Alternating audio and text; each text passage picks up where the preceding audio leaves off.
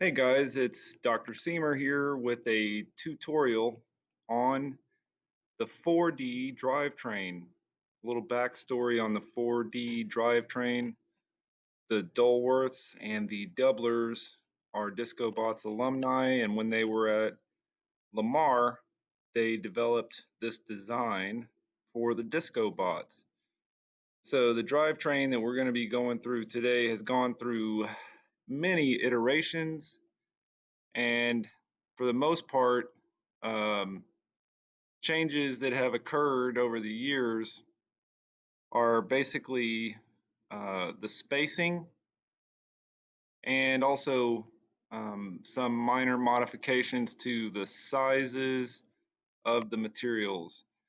What I'm showing you today should not be considered anything other than a guide. It is not a standard. We always have to make changes every year to our design to try to make sure that it fits in with the game.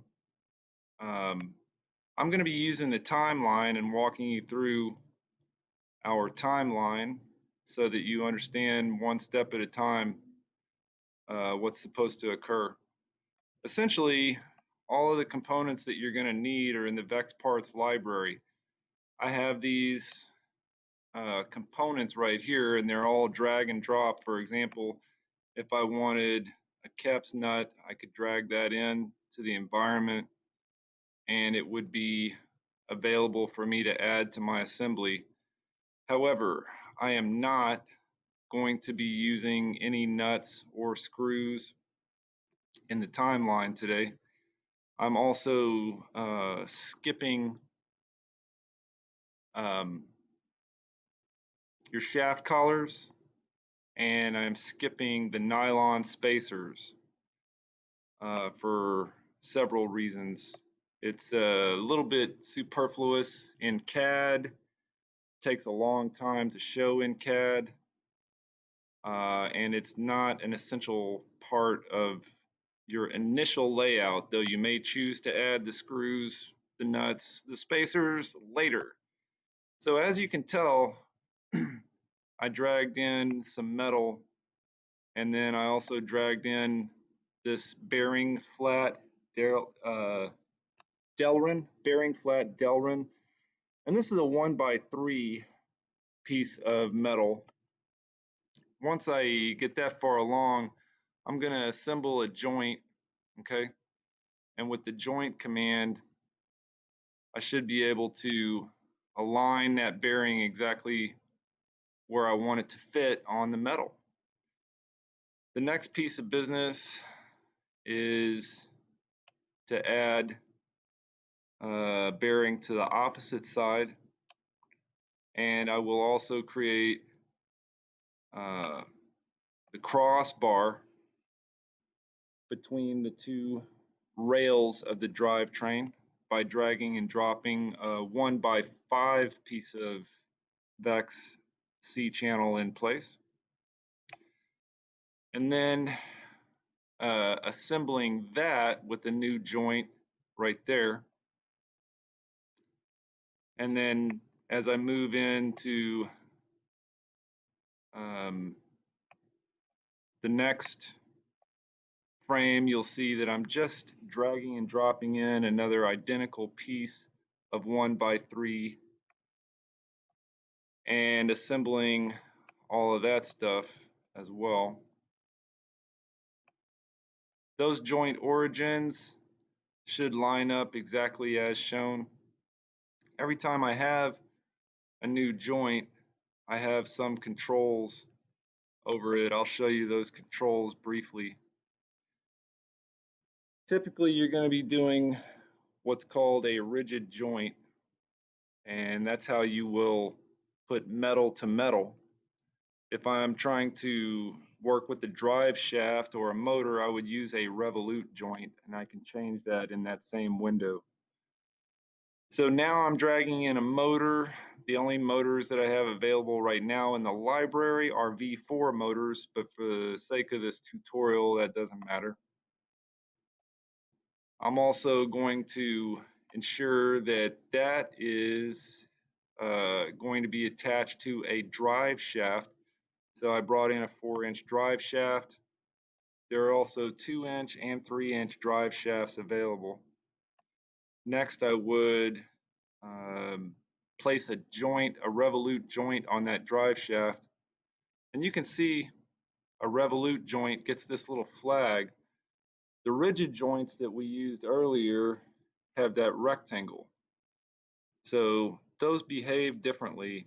If I needed to animate that revolute joint, I could right click on the blue flag and animate model, and it will show that it is rotating. Next, I have to assemble the motor. You'll notice something about this motor assembly. If it's assembled correctly, you can see part of the brass sticking through the aluminum right there. You want to have that type of relationship between your parts. So the next joint, we move to the opposite side and ensure that all of the pieces are lining up correctly.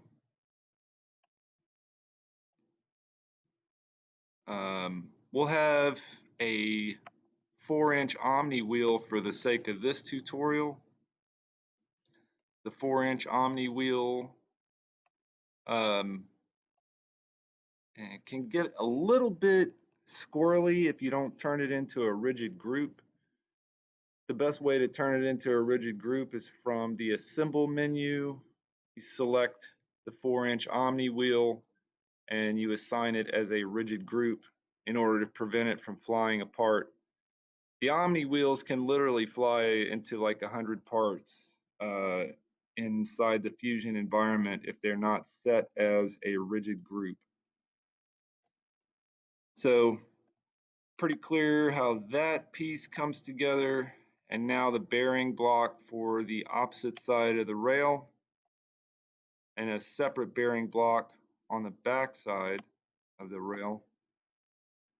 So those are opposing each other, and that gives me some space on each side to screw my shaft collars on later.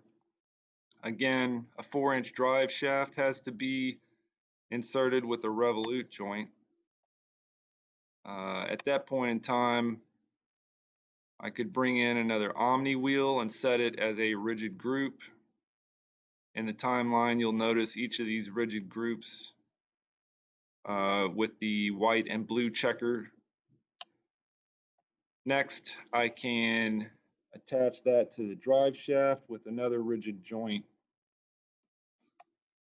And I'm far enough along that I can start copying over the other rail, and I will do an exact copy of the other rail on the opposite side. So I've dragged in my metal, and now I am placing it into the correct position with rigid joints, just like I did on the other side. Rigid joints will keep that metal secured exactly in place. As I add new parts, I'm referring to my previous rail to make sure that they're identical. I'm counting holes and making sure that the spacing is identical.